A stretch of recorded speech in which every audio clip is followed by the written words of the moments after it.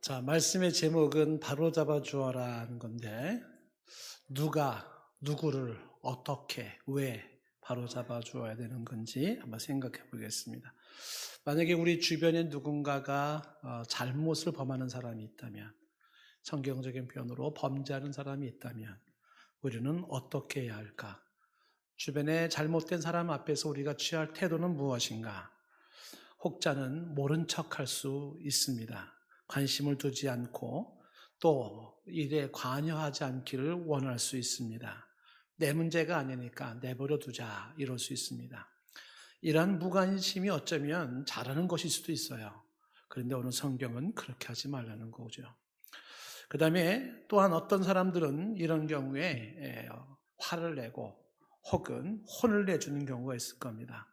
자칭 정의의 사도가 되어져서 본때를 보여주는 거죠. 상대를 눈물 콧물을 쏟게 만들고 다시는 못하게 만드는, 그러지를 못하게 만드는 그런 질책을 할 수도 있습니다.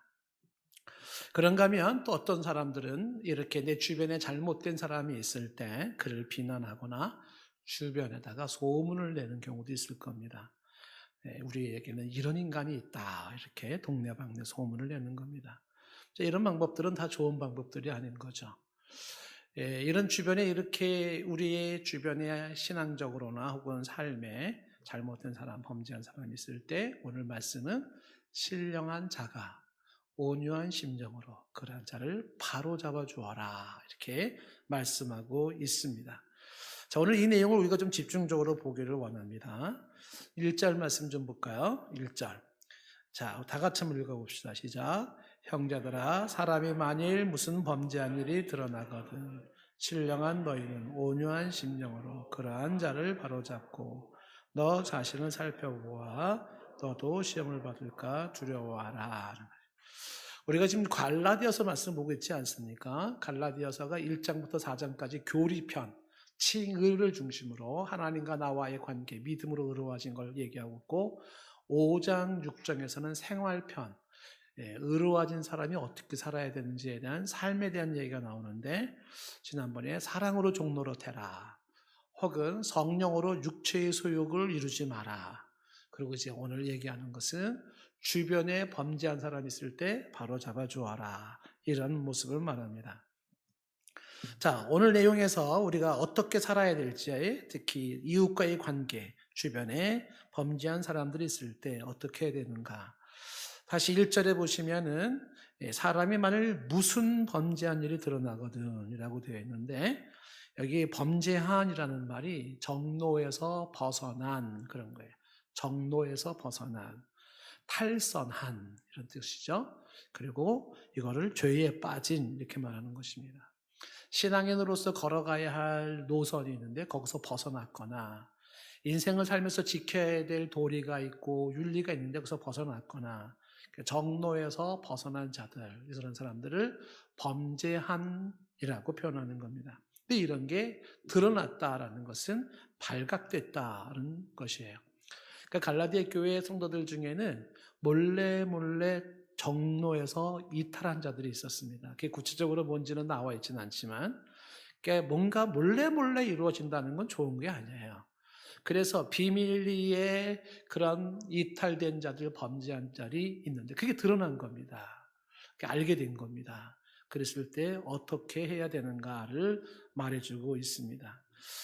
우리 주변에 이렇게 범죄하는 자들이 없다면 얼마나 좋을까요? 잘못된 자들이 없다면 얼마나 좋을까요? 그런데 세상은 그렇지 않죠. 우리가 살고 있는 사회도, 이웃도, 그 다음에 직장도, 심지어 교회도 잘못된 사람들이 계속 존속하죠. 그 잘못된 사람들, 범죄하는 자들이 그 누군가일 수도 있고 또 내 자신, 여러분 자신일 수도 있는 상황입니다. 자, 그러면 일단 무슨 범죄한 일이 드러났다 그랬는데, 그럼 무슨 범죄한 일이 있단 말인가? 교회 내에서 우리가 한번 생각해 볼 수 있는, 교회에서 생길 수 있는 범죄들이 어떤 일이 있을까? 많이 있을 수 있겠죠. 이런 부정적인 얘기를 하는 것이 편치는 않지만, 그러나 이런 걸 우리가 또 짚어보면서 조심을 해야 되겠습니다. 그 범죄한 일들, 교회에서 볼 수 있는 거, 우리 지난번 설교 말씀을 참고를 한다면 그게 육체의 일로 설명해 볼 수가 있겠죠. 갈라디아서 5장 19절에 육체의 일이 분명하다. 지난주 보았죠? 분명하다는 건 현저하죠. 그 중에 하나가 뭐예요? 성적인 범죄입니다. 음행, 더러운 것, 호생이에요. 성적인 범죄가 있다는 겁니다. 이것이 바로 범죄한 일, 무슨 범죄한 일이 존속한다. 성적으로 문란함이 주어지는 거죠. 음행이라고 하는 것은 설명했지만은 포르네이아에서 성적인 부도덕함이 말하는 것이고, 더러운 것은 성적인 불결함이에요. 호색은 방탕함인데 주색 잡기, 술과 여자와 노름을 일컫는 말이죠. 그런 것이 다 호색에 들어가는 겁니다. 이런 것들이 범죄하는 일로 나타난다는 거예요. 예. 어느 교회에서 구역 예배를 드렸어요. 부부가 동반해서 구역 예배를 드렸습니다. 얼마나 보기 좋아요, 그렇죠? 예, 제가 우리 구역장님들한테 얘기하는 게 구역 예배는 정시에 시작해서 정시에 끝나면 빨리 집에 가라. 끝나면 빨리 가라. 강조를 많이 하는데, 예, 구역 예배를 부부가 같이 쫙 드렸어요. 은혜롭죠. 그런데 보통 믿음이 없는 사람들은 예배는 짧게, 2부 순서는 길게 이렇게. 그 예배를 간단하게 딱 드리고 난 다음에 예, 빨리 가야 되는데 이제 안 가고 그 집에 어느 집에 있다가 보니까 이제 막 전시를 해놨어요. 인삼에다가 이렇게 좀 뭐 담가놓고 또 뭐 해서 뭐 담가놓고 뭐 무슨 주 이렇게 막 담가놓은 거예요. 와, 이건 몇 년 됐어요? 이거 10년 됐어요. 이거 5년 됐어요. 와, 우리 한 잔씩만 딱 같이 하십시다. 한 잔씩만. 2부 순서가 이제 한 잔이 됐어요. 한 잔씩 쭉. 한 잔이 2잔 되고 2잔이 3잔이 되기 시작했습니다. 자, 그러다가 이제 술이 취하면 또 따라오는 게 있죠. 반드시. 그 다른 부인을 이렇게 또 손을 댄 거예요. 그러다가 어떻게 됐어요? 난장판이 돼버리는 거죠. 뭐 제정신이 아닌 거죠. 막 뭐 하는 거야? 와. 구역 예배 드리고 우리는 동산교성들은 빨리 헤어지는 줄로 믿습니다. 아멘 안 하시는 구역들이 이게 심상치 않은 구역들일 수가 있어요. 네. 그러니까 이런 일이 벌어질 수 있어요. 교회 내에서. 교회에서 성도들이 만나가지고 그 다음에 모이고 빨리 집으로 가야 되는데 그렇지 않고 민기장 남아가지고 오히려 범죄를 하는 일이 벌어지죠. 무슨 범죄한 일이 드러나거든 할 때 성적인 범죄가 있고요. 그 다음에 이제 갈라디아서 5장 10절에 우상숭배, 주술, 뭐 점치는 행위 같은 거 있죠. 네, 접신 행위, 무당 같은 거. 그 다음에 또 어떤 범죄가 있어요. 원수 맺는 것이 있잖아요. 미워하고, 증오하고, 원한 관계를 맺고 저주하고, 분쟁하고는 싸우는 거죠. 네, 싸워요. 싸움도 이게 습관성이 되어가지고 싸우는 사람들이 자꾸 싸워요. 예. 그 다음에 시기라고 했는데 독을 담은 질투예요. 독을 담은 질투. 그 다음에 분냄, 폭발적인 분노. 발작하듯이 폭발하는 분노죠. 당짓는 것. 이것도 교회에 많이 나오는 현상 중에 하나예요. 우리 교회는 이게 없어서 참 감사한데 자신의 이득을 위해서 모략하고 음모하고 이간하고 이상한 소문 퍼뜨리고 여론을 조성하고 편을 갈라서 네 편 내 편 하는 거죠. 당짓는 것. 이런 모습들, 이거는 뭐 우리 교회뿐만 아니라 사회에서도 많이 볼 수 있는 모습인데 이게 다 무슨 범죄한 일이 드러나거든 여기에 해당되는 거죠. 그래서 주변에서 뒤에서 이렇게 이상한 소문을 내가지고서 쭉 갈라놓는 건 사람에 대한 선입견 심어주고 하고 만들고, 근데 이런 것들은 하나님의 나라를 유업으로 받을 수 없는 자들의 특징이에요. 지옥 가는 사람들의 특징이에요. 그러니까 성령을 받고 하나님 나라 갈 사람들에게는 어울리지 않는 거. 당짓는 거. 자, 그 다음에 이제 분열함이 있다. 그래서 분열은 불화와 불일치, 의견 충돌이고요. 이단이 있죠, 이단. 이단이라는 게 팩션인데, 팩트에다가 픽션을 섞었다고 그러더라고요, 단어가. 그래서 역사적 사실이나 현실을 허구적인 것처럼 꾸며내는 거죠. 교리적인 문제가 있을 수 있습니다. 그래서 이런 이단 사상으로 자꾸 끌고 가는 모습들도 있는데 이게 이제 범죄한 일인 거죠. 이런 이단들이 뭔가 끌고 갈 때 혹은 모든 범죄에 거기에는 후렴처럼 따라오는 말이 있어요. 교회 몰래 목사님한테 말하지 마. 이렇게. 그래서 여러분들이 어디선가 누군가가 교회 몰래 해야 돼. 목사님 몰래. 요 얘기를 듣는 그 순간에 눈을 부릅뜨고 이렇게 말했어요. 사탄아 물러가라 이렇게. 십중팔구 좋지 않아요. 그러니까는 언제든지 목사가 봐도 괜찮고 언제가든지 목사님이 신방 확 들이닥쳐도 괜찮을 거라면 괜찮은데 왠지 목사가 보면 안 될 것 같고 들으면 안 될 것 같은 그런 거라면 결코 좋은 일이 아닐 거예요. 이단들의 특징이 그런 거죠. 몰래 말하지 마, 말하지 마. 이러고 이루어지는 거죠. 이게 다 무슨 범죄한 일에 해당되는 거예요. 이단 사상이 교회 밖에서 성경 공부를 하는 그런 것들이에요. 참 조심해야 됩니다. 안 그러면 혼란에 빠지게 되는 거죠. 이단, 교회 밖에서의 성경 공부. 자, 이런 거. 그 다음에 또 어떤 게 있어요? 21절에 투기라 그래서 탐내고 탈취하는 것이고 술 취함. 그죠? 방탕함, 흥청거리고 귀모없이 써드는 거죠. 그리고 또 그와 같은 것들이라 했는데 이 외에도 무슨 범죄한 일들이 어떤 게 있어요? 교회의 질서를 파괴하고 또 교회 내부를 일으키는 것들. 그 중에 뭐 대표적으로 뭐 돈 거래 같은 거 교회에서 차용하고 담보 요구하고 보증 요구하고 투자를 요구하는 이런 것들 있잖아요. 이런 것들. 이것도 좋지 않아요. 야, 여기다가 3천만 원만 투자하면 다달이 얼마가 떨어진대. 집사님 돈 있는 거 내가 알거든. 그 집사님이 투자해. 목사는 모르게, 목사님 모르게. 이런 거 결코 좋은 일이 아니란 말이에요. 그러니까 그런 자체가 죄라고는 말할 수는 없는데, 그런데 그런 것들이 부적절하죠. 그래서 교회를 혼란스럽게 만드는 거예요. 그런 돈거래뿐만이 아니라 그다음에 물량주의를 통해서 물질 만능주의를 조정한다든지 인본주의, 세속적인 인본주의에 빠져서 비신앙적인 가치관과 철학과 사상을 그거를 강조하는 거죠. 신본주의 신앙을 잃어버리게 만들어서 이 사람은 유명 강사인데 이 사람은 세계적인 강사인데 베스트셀러인데 막 이래. 근데 보니까는 성경도 하나님도 없어요. 그런 게 무슨 대단한 것인 줄 알고 그런 거 가지고서 신앙을 흔들어요. 이런 것들도 다 해당되는 것입니다. 혹은 탐욕주의에 빠져서 본능을 충족시키기 위해서 동성애를 조성하고 낙태를 조성하고 클럽 가자, 클럽 문화 조성하고 뭐 이래가면서 탐욕주의에 빠지는 것도 있고 허무주의에 빠져서 인생을 비관하게 만들고 인생 뭐 있어 살아서 뭐해 뭐 무기력함에 빠지게 만들고 이런 것들이 이제 주변에 이런 사람들이 막 나타날 수가 있는데 그럴 때 우리는 어떻게 해야 하는가 하는 것이 굉장히 어려운 주제입니다. 그럴 때 어떻게 되는가?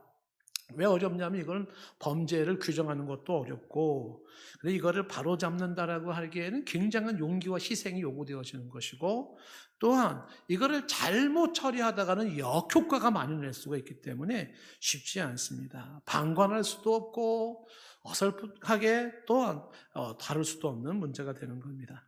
그래서 오늘 성경에는 이런 부분들을 어떻게 하라고 말을 하고 있는가라고 할 때 먼저 우리 단어 중에 하나를 좀 짚고 가야 되는 게 있는데 지금 1절 말씀에 보면은 거기 무슨 범죄한 일이 드러나거든 할 때 그 드러나거든 하는 말이 나오지 않습니까?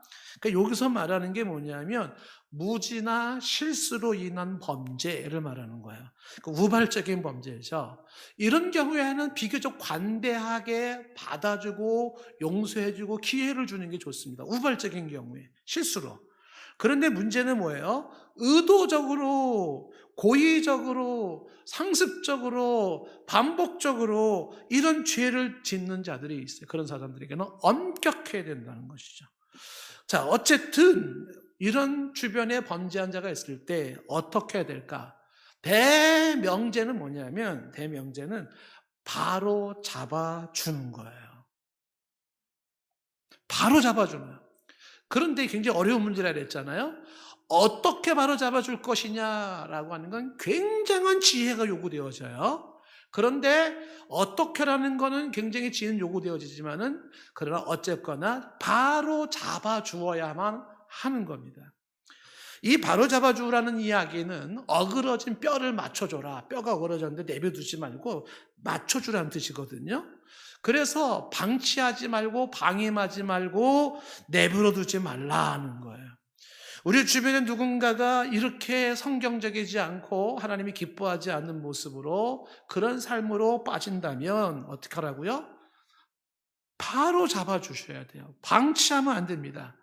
나랑 상관이 없다고 여기지 말아라. 바로 잡아주어라. 왜 방임하면 안 될까요? 왜 내비두면 안 될까요?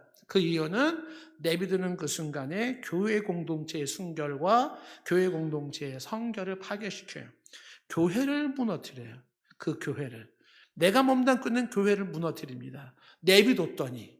그리고 그 내비뒀더니 그것이 교회를 무너뜨렸는데 그 피해가 고스란히 나와 내 자녀와 내 가족들에게도 그 피해가 고스란히 와요. 성도들이 피해를 봐요. 순진한 성도들이 그 피해를 고스란히 봐요. 그리고 내비뒀더니 이게 결국은 그 사람도 결국은 구원받지 못하고 버림받게 되더라는 거예요. 그러니까 교회를 지키기 위해서, 성도를 보호하기 위해서, 그리고 그 사람을 구원하기 위해서 어떻게 해요? 바로 잡아줘야 되는데 방치하지 말고 바로 잡아주려고 하라는 겁니다. 고린도 교회의 실수가 바로 이 부분이었어요. 방치가 만들어낸 문제죠. 고린도전서 5장 1절에 너희 중에 음행이 있다고 했는데 포로네이아가 있었다 그랬어요. 우리가 앞에서 얘기했던 비정상적인 성물란이 있는데 이방인 중에도 없던 거예요.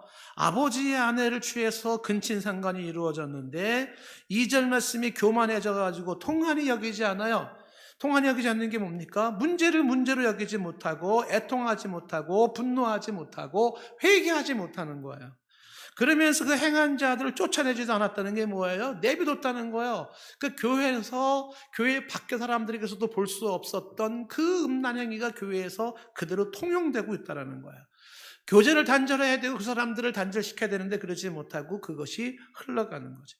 교회는요, 영향력 행사를 가장 많이 하는 사람이 좌우해버리는 거예요. 그 사람이 선한 사람이라면 선한 영향력으로 교회 분위기가 바뀌고 악한 사람이라면 악한 영향력으로 교회 분위기가 바뀌어버리는데 이게 아주 상당히 심각한 부분이에요.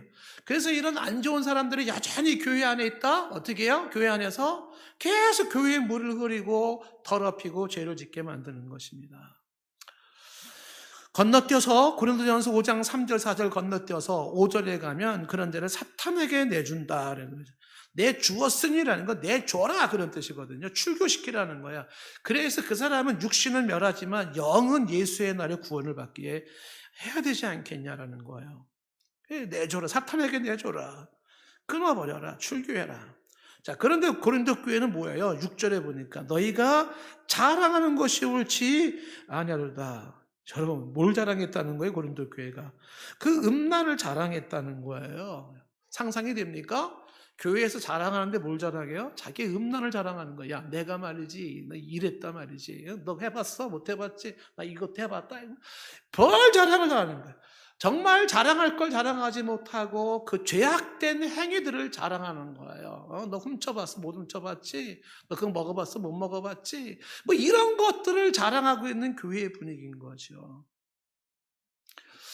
그러한 자들을 바로 잡으라. 바로 잡아줘라. 바로 잡아줘야 되는데 바로 잡기는커녕 내버려뒀어요. 아유, 내 문제가 아니야. 아유, 신경 쓰지 마. 신경 쓰면 피곤해져. 아유, 그냥 편하게 살아. 그냥 그 사람 문제야. 방치하고 내버려 두었더니 이게 교회에 그대로 퍼져나가면서 사람들 사이에서 그런 죄악된 것들이, 안 좋은 것들이 자랑거리가 되더라는 겁니다. 이것은 작은 누룩과 같아서 5장 6절에 덩어리가 퍼져나가는 거죠. 죄의 속성을 말하는 거 아닙니까? 누룩처럼 이 죄는 점점 퍼져나가요. 성도들이 다 물들어요. 거기에 물듭니다. 확산되어지는 거예요. 이거는 신경이 많이 쓰여요. 담임 목사로서 교회의 성도들이 무슨 영향을 받아야 되는가, 뭐가 점진적으로 확산돼야 되는가가 굉장히 고민해야 돼요. 어떻게 하면 일을 안 할까? 어떻게 하면 그냥 적당히 할까? 어떻게 하면 봉사 안 할까? 어떻게 하면 그냥 세속적으로 살아갈까? 막 이런 분위기가 물이 든다. 아이고, 곤란하지 않겠습니까? 어떻게 하면 주님을 사랑하고, 어떻게 하면 주님께 예배를 온전히 드리고, 어떻게 하면 충성하고, 어떻게 하면 사랑하고, 뭐 이런 분위기로 쫙 퍼지면 얼마나 좋겠어요. 좋은 쪽으로 우리 분위기가 쫙 퍼지기를 축복합니다. 네. 그 안 좋은 거 막 게으르고 그냥 이기적이고 세속적이고 본능적이고 막 이런 거로만 쭉 분위기 들어가지 않도록. 그래서 이 죄가 점점 누룩처럼 확산된다는 거. 왜 그래요? 바로 잡지 못해서 그렇다는 거죠.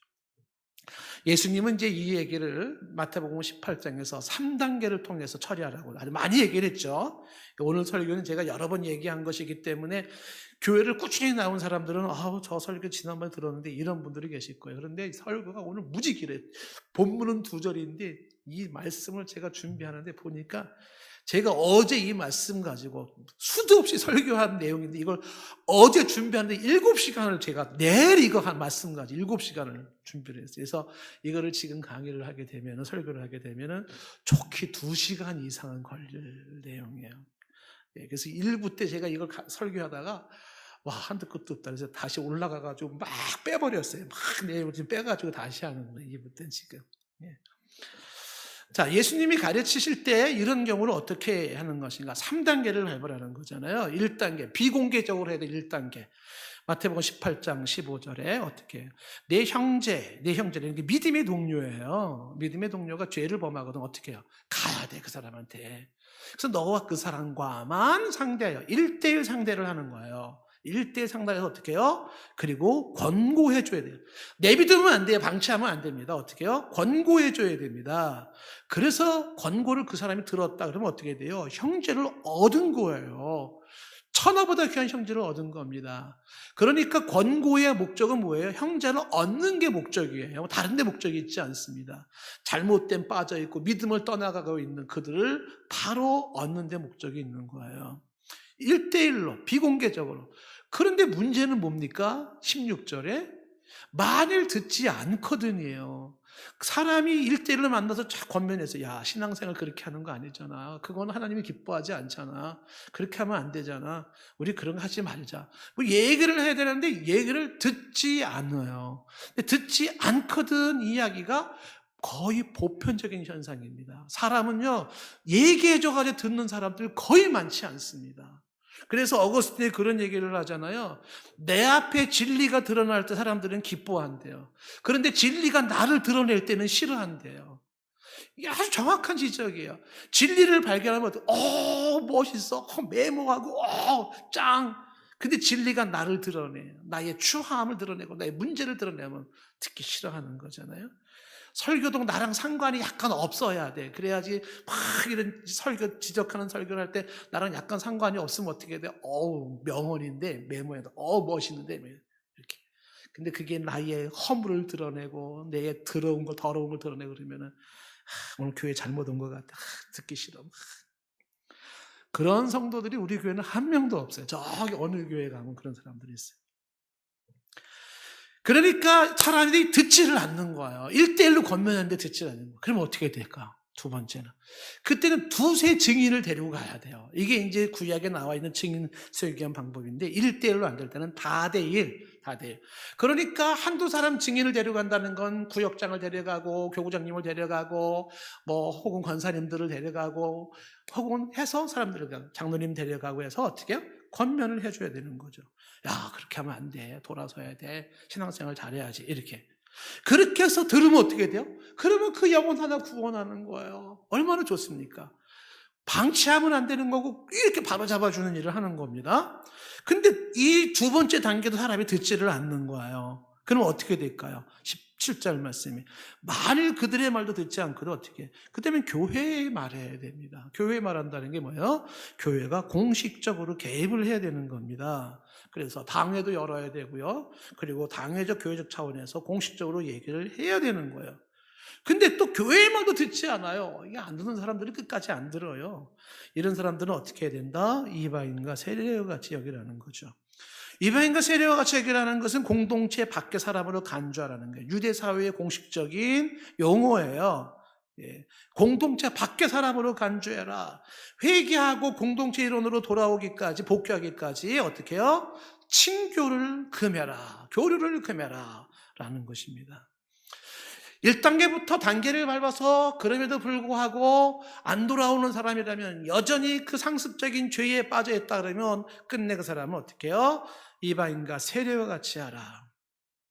디모데전서 5장 20절에 사도 바울이 말했죠. 범죄한 자들을 모든 사람 앞에서 꾸짖어라.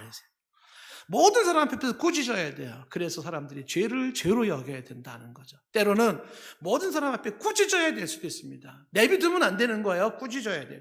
그래서 회개하고 돌아오면 그도 살고 교회도 살고, 만약에 아니면 아프지만 그 사람을 잘라내야 되는 겁니다. 데살로니가후서 3장 6절 말씀에서는 끝에 뭐라고 했어요? 전통대로 행하지 않은 모든 형제에게서 떠나라. 그런 형제에게서 떠나라. 떠나야 돼요. 그 사람하고 교제하면 안 됩니다. 이게 길거리 가다가 만나면 뭐 인사도 할 수 있고, 버스에서 만날 수도 있고, 전철에서 만날 수도 있죠. 근데 나 몰라라고 뭐 고개 픽 돌리고 그럴 필요는 없어요. 그렇지만 깊이 있는 교제를 가지면 안 된다는 얘기죠. 디도서 3장 10절 말씀에는 이렇게 되어 있어요. 이단에 속한 자가 있다면 어떻게 한 번, 두 번 훈계한 후에, 1단계, 2단계, 3단계 이렇게 훈계한 후에, 그 다음에 어떻게, 안 들으면 어떻게 해요? 멀리해라. 그 사람들과 멀리해라. 이게 잘하는 일이에요. 멀리해라. 데살로니가후서 3장 14절 말씀에는 어떻게 돼요? 그렇게 순종하지 않는 사람들은 지목해서 사귀지도 말고 부끄럽게 하라는 거예요. 사귀지도 말고 부끄럽게 해라. 그런 사람들이 부끄러움을 느낄 수 있어야 된다는 거예요. 지금 여기서 얘기하고 있는 건 뭐냐면 바로잡아주라고 하는 말이에요. 그때에 바로잡아줄 때 내비두지 말라는 겁니다. 방치하지 마라.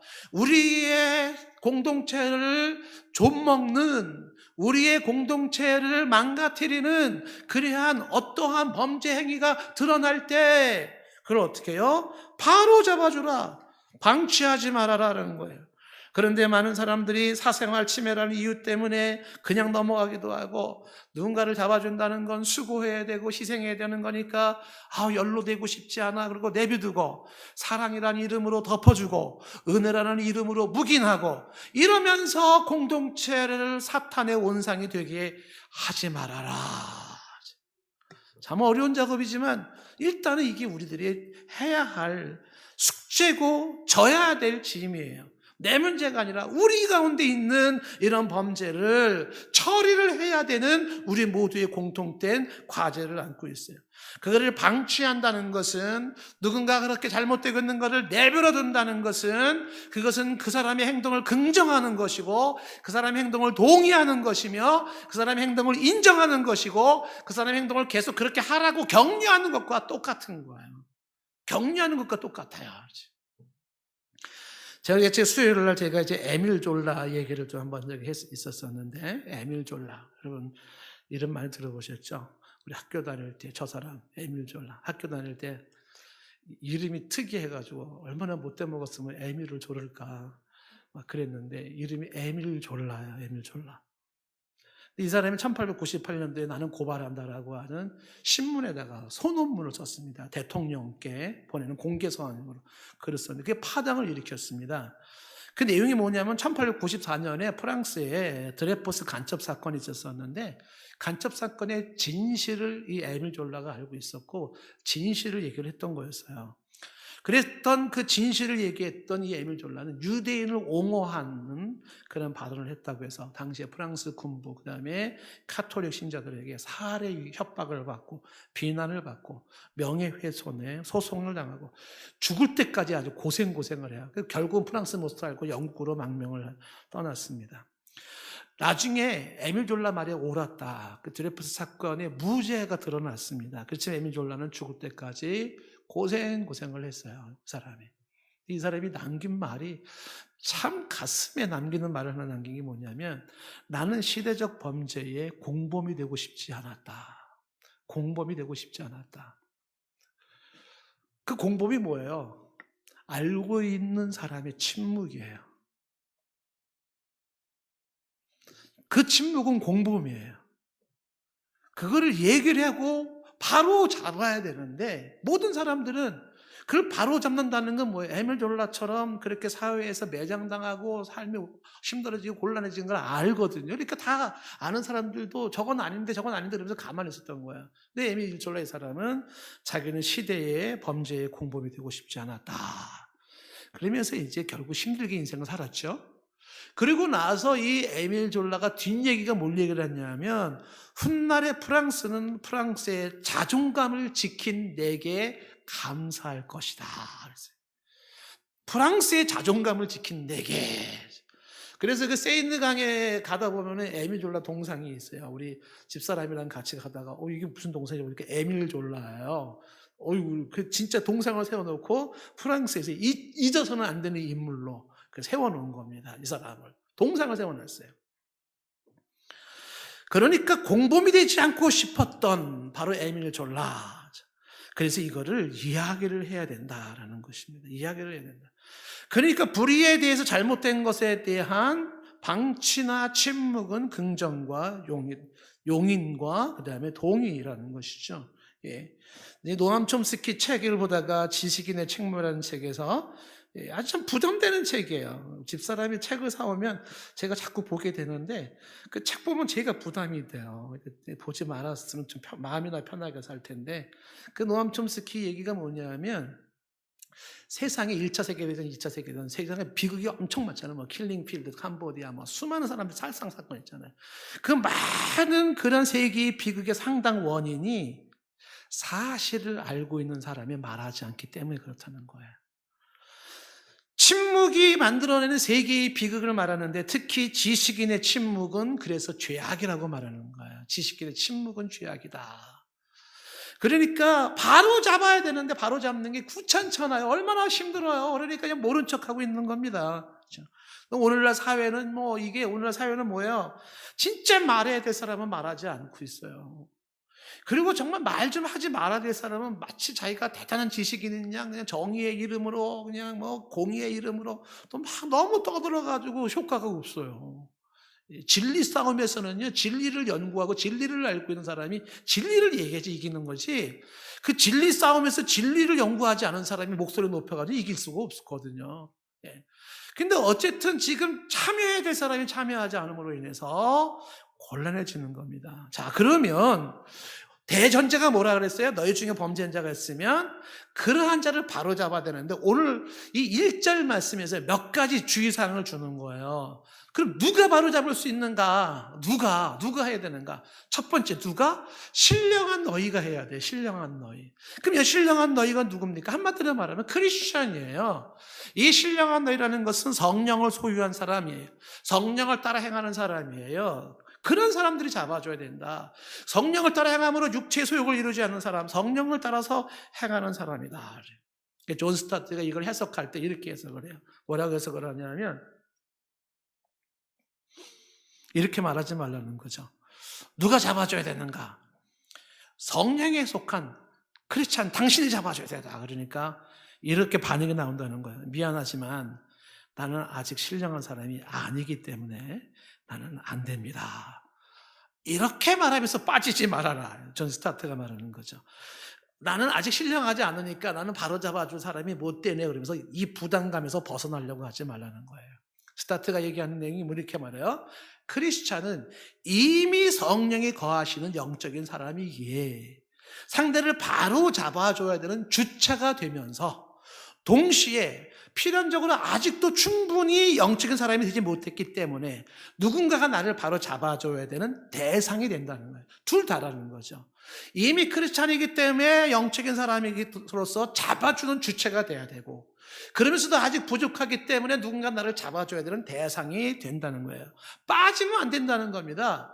여기서 강조하고 있는 게 뭐냐면 누군가를 바로 잡아주는 것은 영적인 문제로 영적으로 해야 된다는 거예요. 인간적인 방법 가지고는 잡히지 않는다는 얘기입니다. 성령이 역사하셔야 되고 성령이 일하심이 있어야 돼요. 그래서 이 영적으로 사람들을 바로잡아주는 일에는요, 충분한 기도가 수반이 되어져야 되는 거란 말이에요. 이 충분한 기도가 수반되지 않냐고는 성령으로 영적으로 이걸 바로잡을 수가 없게 된다는 얘기입니다. 그래서 기도를 많이 하고, 그리고 성령의 강한 역사하심에서 바로 잡아줄 때 바로 효과가 제대로 나타날 수 있다는 사실입니다. 두 번째, 지금 누가 잡아줄까 할 때 첫 번째 누가 그랬어요? 신령한 너희가. 그 다음에 자세. 어떤 자세로 잡아줘야 되는가 얘기할 때 온유한 심령으로 잡아주라고 되어 있는 거예요. 온유한 심령. 온유한 심령이 온유한 마음으로 잡아주라는 거예요. 엄청나게 중요한 이야기를 하고 있습니다. 누군가를 잡아줄 때는 반드시 어떤 것으로 온유한 심령이 있어야 돼요. 이 온유한 심령은 상대를 비난하는 마음이 아니고 정죄하는 마음이 아니에요. 상대를 비우는 마음도 아니고 경멸하는 마음도 아니고 분노하는 마음도 아닙니다.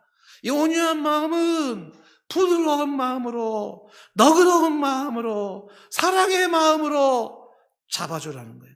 누군가를 잡아준다는 건 굉장히 어렵고 힘든 일이에요. 왜? 잘못하면 역효과 나는데, 그런데 부드러운 마음, 너그러운 마음, 사랑의 마음, 온유한 마음으로 할 때 문제가 안 생깁니다. 충분한 기도와 함께 온유한 마음으로, 사랑이 담긴 매는 상대를 분노케 하지 않는다.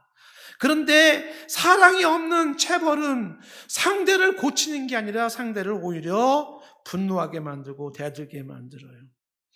바로잡음의 목적은 뭐냐 하면 나의 분풀이도 아니고, 바로잡음의 목적은 상대방에게 주온 글씨 A를 목에다 달아주는 것도 아니고, 바로잡아주기 위한 목적은 남이 알지 못했던 비밀을, 사생활을 내가 많이 알고 있는 걸 의식되기 위한 것도 아니고, 바로잡기 위한 거는 그 사람에 대해서 소문내기 위한 것도 아니라 상대를 얻기 위함이에요. 그 상대를 다시 나의 형제가 되게 하고, 상대로 다시금 우리 공동체 멤버가 되게 하고, 정상적인 삶을 살게 하는 것이 목적이라는 것을 잊으면 안 되는데, 그렇게 하기 위해서는 온유한 심령으로, 사랑의 마음으로 해야 된다. 마틴 루터가 이걸 이렇게 설명을 해요. 어떻게 설명하냐면, 그에게 달려가 당신의 팔로 그를 일으키십시오. 그리고 부드러운 말로 그를 위로하십시오. 어머니의 마음으로 그를 당신의 팔에 안으십시오. 어머니의 팔로 그를 안으십시오. 루터가 하는 말이야. 한 손에 매를, 한 손에 사과를 드십시오. 그래서 온유한 심령, 그러나 분명하게 죄는 죄로서 말할 수 있는 그 모습 가지고 그렇게 사랑으로 감싸면서 부드러운 마음으로 눈물을 같이 흘리면서, 이건 아니지 않느냐, 이렇게 살면 안 되지 않는가, 하나님이 기뻐하는 삶은 이게 아니지 않는가, 분명하게 얘기를 해줘야 한다는 것입니다. 구체적으로 우리는 어떤 식으로 사람들을 바로잡을 수 있을까요? 때로는 말이 필요 없는 그 사람 곁에 같이 있어주면서, 같이 고통하면서, 같이 아파하면서, 같이 고민하면서, 같이 울어주는 것으로도 그 사람을 바로잡을 수도 있을 것이. 어떨 때는 적절한 충고를 줄 수도 있고, 적절한 교훈을 줘서 바로잡을 수도 있고, 혹은 정말 사랑이 듬뿍 담긴 따끔한 책망으로 바로잡을 수도 있고, 아니면 사도 바울처럼 눈물로 편지를 써서 바로잡을 수도 있고, 아니면 이게 사회적인 문제라면 논문을 쓰거나 혹은 기사를 써서 바로잡을 수도 있는 것이고요. 혹은 내가 이런저런 말재주도 없고 행동이 없다 그러면 최소한 그 사람 앞에서 그건 아닙니다라고 하는 분명한 나의 태도를 보여주는 것도 바로잡는 거예요. 아니다, 노라고 하는 제스처를 보여줘야 돼요. 상대방이 야 이거 얼마나 재밌는 줄 알아? 이게 얼마나 좋은 줄 알아? 라고 할 때 고개를 흔들어요. 노라고 말해주는 거예요.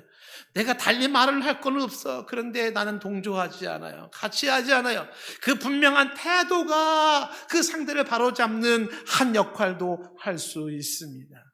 그런 분명한 태도를 보여주거나, 아니면 나의 길을 묵묵히 걸어가는 거예요. 그들은 그렇게 걸어갈지라도 나는 믿음의 길을 걸어가고 성경적 삶을 살아가면서 하나님 앞에서 묵묵히 나의 길을 걸어가는 것으로도 상대를 향하여서 바로잡아주는 메시지가 될 수가 있습니다.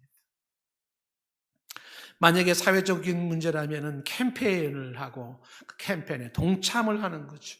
동참해야 돼요. 뭔가의 그 정의를 세우고 하나님의 뜻을 세우는 일에 함께 하고자 하는 자세가 필요해요. 근데 크리스찬들은 대부분은 뭐예요? 사랑과 은혜라는 이름으로 가능한 한 뒤에 빠지고 있잖아요. 문제가 많은데 그냥 보고만 있지 않습니까? 누군가가 하겠지, 고생하지 마, 수고하지 마, 괜히 잘난 척하지 마, 그리고 내비두는 일이 종종 있지 않습니까? 그러면 어떻게 해야 돼요? 이 사람들, 안 좋은 사람은 기가 살아가지고 더 열심히 막 그냥 자기 세상인 것처럼 떠드는 거예요. 뭔가 인터넷에 댓글 올라오는 거 보세요. 막 욕을 막 해다는 사람들, 그런 사람들은요, 사람들이 막 생겨요. 착하고 선한 말 쓰는 사람들은요, 거의 말을 안 해요. 가만히 있거나, 좋아요도 안 눌러요. 공감도 안 눌러요. 저는 제가 우리 그 영상 탁 만들어 띄우면은 최소한 좋아요, 공감이 그래도 교구장 선에서는 나올 거라고 생각을 했는데 교구장도 안 나오더라고요, 숫자가. 그래서 그렇다고 집사람 보고 당신 눌러 뭐 이렇게 찌를 수도 없고 말이죠. 물론 저는 이제 그런 게 의도성 가지는 않죠. 그런 건 아닌데, 공감도 눌러주시고 댓글도 달아주시고 좋아요도 눌러주시고 찬송도 눌러주시고, 무슨 얘기냐면 참여하라는 거예요. 참여. 이게 좋은 일에 있어서는 참여를 해야 돼요. 그런데 참여를 하지 않아요. 그냥 내비두는 겁니다. 바로잡는 방법은 말로 하는 방법이 있고 행동을 하는 방법도 있고요. 그 다음에 이것도 이것도 아니라면은 바로잡는 방법은 기도로 잡는 방법이 있어요. 어거스틴의 어머니 모니카처럼 눈물로 기도해서 바로잡을 수가 있습니다. 자, 그러면 이렇게 많은 방법으로 잡을 수 있는 여러 가지 방법은 지혜를 동원해서 잡아야 되는데, 온유한 심정으로 그 다음에 영적인 사람이 바로 잡아주면서 하나 더 얘기하는 게 뭐냐면, 바로 잡을 때 이걸 신경 쓰라는 겁니다. 1절 끝에 뭐라고 되어 있어요? 너 자신을 살펴보아 너도 시험을 받을까? 어떻게 해요? 두려워하라는 거예요. 바로 잡아줄 때 이 말이 얼마나 또 멋진 얘기입니까? 자신을 돌아보라 하는 거예요. 자신을 돌아보면서 잡아주라 하는 얘기를 하고 있습니다. 상대를 크게 비난할 수 없으면 나도 그 부분이 예외가 아니라는 사실을 전제하기 때문에 그러는 거예요. 비난자의 입장에 설 수 없으면 나를 돌아보면서 나도 그럴 수 있지, 나도 그런 요소가 있지 하는 겁니다. 누군가를 바로잡을 때 정죄자의 입장에서 바로잡으려고 하지 말고 하는 거지. 나도 연약한 사람이고 나도 부족한 사람이라는 그런 인정 속에서 바로잡아줘라 하는 거예요. 나는 선생이고 너는 제자고 학생이고, 나는 정답이고 너는 오답이고, 나는 하나님이 보낸 사신이고 너는 그렇고 그런 사람이고, 뭐 이런 구도 속에서 막 바로잡는 게 아니라, 나도 똑같이 연약하고 나도 부족함이 있다는 걸 인정하는, 어쩌면 당신보다 내가 더 많은 문제를 가지고 있고 더 큰 실수를 하고 있고 또 당신과 똑같은 실수를 나도 할 수 있다라고 하는 그런 자신을 돌아보는 마음으로 바로 잡아주라는 거예요. 너는 죄인이야, 너는 나빠, 너는 문제야, 너는 틀렸어, 이게 아니라 나도 죄인이야, 나도 나빠, 나도 문제야, 나도 틀렸어, 이런 마음으로 잡아주라는 거죠. 누군가의 잘못을 다뤄야 할 때 기초가 뭐냐 하면 자신을 먼저 돌아보는 거예요. 누군가의 잘못을 다뤄야 할 때 가장 기본적인 기초는 자신을 돌아보는 겁니다. 그래서 내가 더 나쁠 수도 있고 나도 똑같은 시험을 받을 수 있다는 것을 인정하는 것입니다. 사람이 가장 안 보이는 게 뭔지 아십니까? 자기 자신이 안 보여요. 여러분들은 내가 나를 잘한다고 생각하지만은요, 천만의 말씀입니다. 가장 안 보이는 게 내 모습이에요. 내가 내 모습이 안 보입니다. 그래서 내가 어떠한 인간인지, 내가 얼마나 문제가 많은지, 내가 얼마나 사람들한테 피해를 주고 있는지를 못 봅니다. 그게 보통 인간의 모습이에요. 그렇기 때문에 누군가를 잡아줘야 되는 것은 반드시 해야 되는 일이지만, 그걸 할 때 동시에 자신을 돌아보아 너도 그렇게 될까 시험에 빠지지 않도록 주의하라고 말을 하는 겁니다. 자신을 돌아보면서 잡아줘라. 자, 오늘 말씀 이제 2절 말씀이 이렇게 말하고 있죠. 너희가 짐을 서로 지라. 그래야 해서 그리스도의 법을 성취하라고 말을 합니다. 짐을 서로 진다는 게 뭐겠습니까? 죄로 인한 책임을 같이 지려고 해라. 죄로 인한 책임을 같이 지려고 해라. 그 사람이 겪는 삶의 시련이나 좌절을 같이 지려고 해라. 죄의 유혹과 위협을 같이 책임지려고 해라. 같이 고민하며 같이 싸우라는 거예요. 짐을 서로 지라는 거예요. 이 짐을 지는 거 노예에게 해주는 말이거든요. 노예, 앞에서 우리가 5장 13절에 말했지만은 사랑의 종노릇하는 그 기본이 뭐냐면 짐을 지겠다는 거예요. 너의 아픔을, 너의 문제를 나의 문제로 여기면서 짐을 지겠다는 거죠. 이렇게 함으로써 그리스도의 법을 성취한다는 거죠. 우리가 율법에서 자유를 얻은 사람은 율법에 폐기하는 자가 아니라 사랑으로 율법을 성취하는 자야. 사랑으로 율법을 성취하는 자이기 때문에 율법의 성취는 이렇게 짐을 짐으로써, 다시 말하면 상대의 범죄한 일을 그렇게 바로잡아 줌으로써 우리는 율법을 이루어 나가는 겁니다. 갈라디아서 5장 14절 말씀, 온 율법은 내 이웃 사랑하기를 내 자신같이 하라 하신 말씀 속에 이루어졌느니라. 이웃 사랑으로 나타나는 때 바로 잡아주는 게 이웃 사랑이에요. 로마서 13장 10절 말씀에 이웃에게 악을 행하지 아니해. 사랑은, 그러므로 사랑은 율법의 완성이라고 말을 하는 겁니다. 여러분, 말씀을 맺습니다. 우리는 살아야 됩니다. 누군가가 우리를 살려줄 거라고 막연한 기대를 가지고 있으면 죽습니다. 우리 스스로가 서로를 돌아보면서 붙잡아줘야 되고, 바로 잡아줘야 되고, 격려해줘야 되고, 기도해줘야 되고, 힘을 실어주고, 땡겨주고, 밀어주고, 세워주는 역할을 할 때 너도 살고 나도 살게 되는 것입니다. 무관심과 방임도 문제고 부적절한 도움도 문제일진데, 오늘 말씀이 주는 이 말씀이 기가 막히지 않습니까? 하나님의 성령인 신령한 너희가 온유한 심령으로 그러한 자를 바로 잡아주고, 너희도 그와 같이 시험에 빠지지 않도록 자신을 돌아보라고 말씀하고 있습니다. 그리스도 안에서, 진리 안에서 내가 너를 잡아주고 네가 나를 잡아주며 우리 모두 살기를 바랍니다. 기도하겠습니다. 아버지 하나님,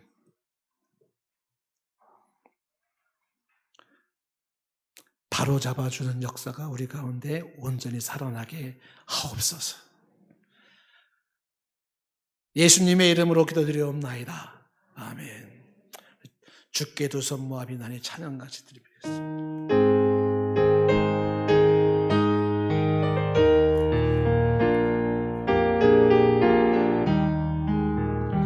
주께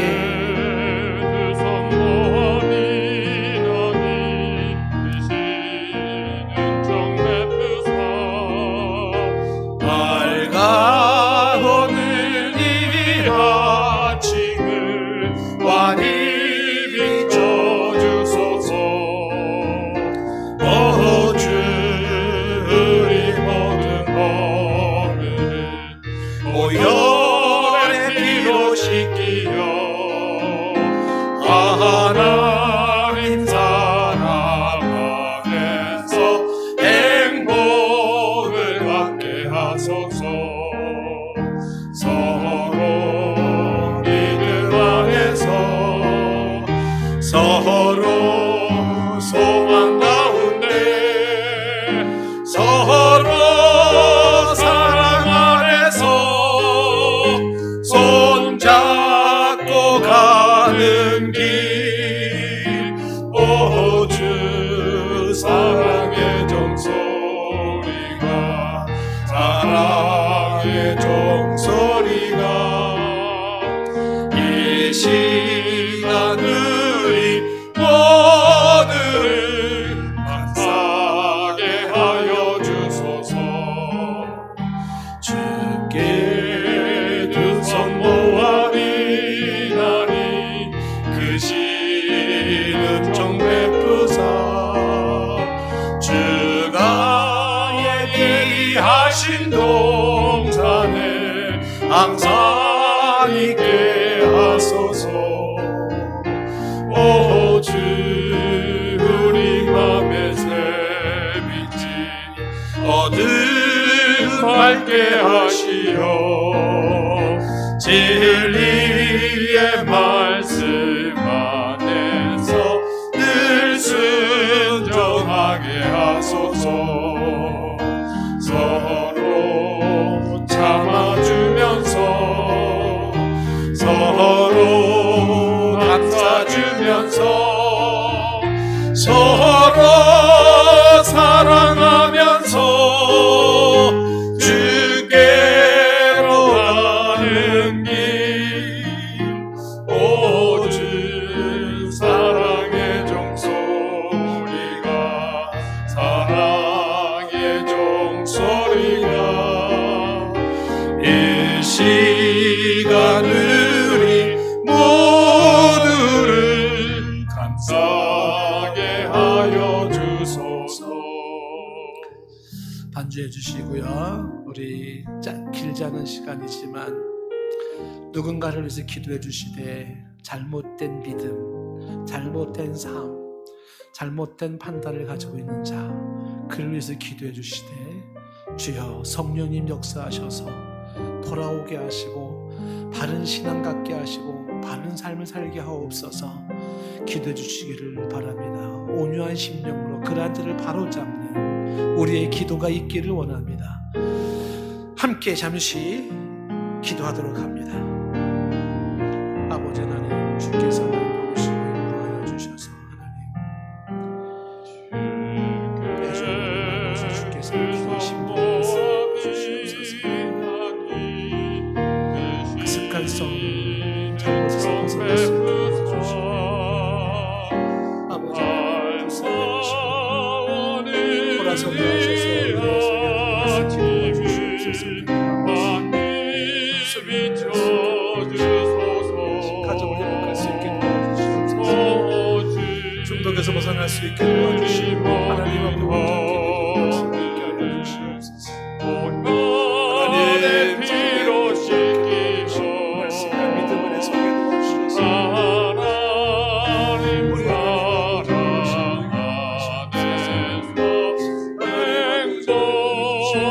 갖게 하소서.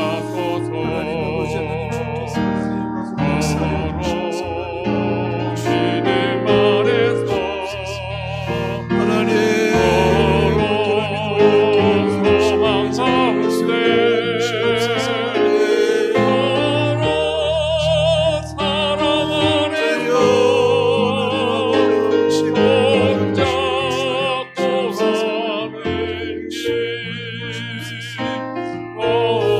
하나님 아버지를 사랑의 종소리가 사랑의 종소리가 이 시간을 모두를 감사하게 하여 주옵소서. 눈을 감고 찬양합니다. 주께 두 손 모아 비나니 주께 두 손 모아 크신 은총 베푸사 주가 예비하신 동산에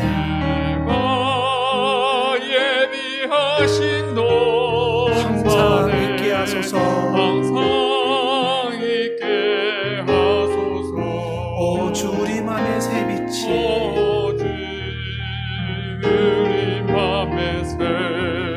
어두움 밝게 하시어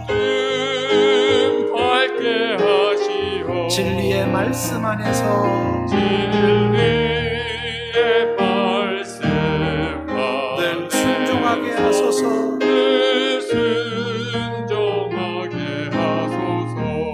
서로 참아주면서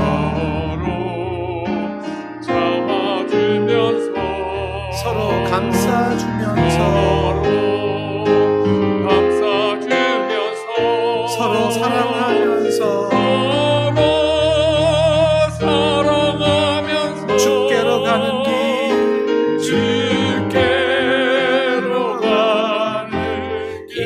오 주 사랑의 종소리가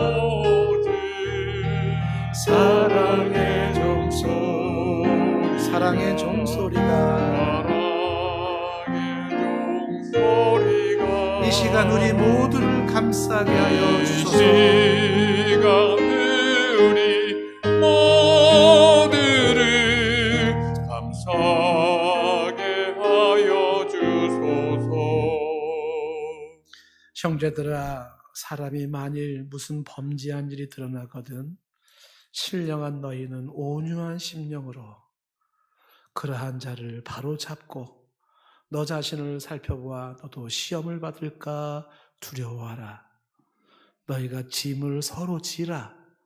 그리하여 그리스도의 법을 성취하라. 예수님의 이름으로 기도드리옵나이다. 아멘.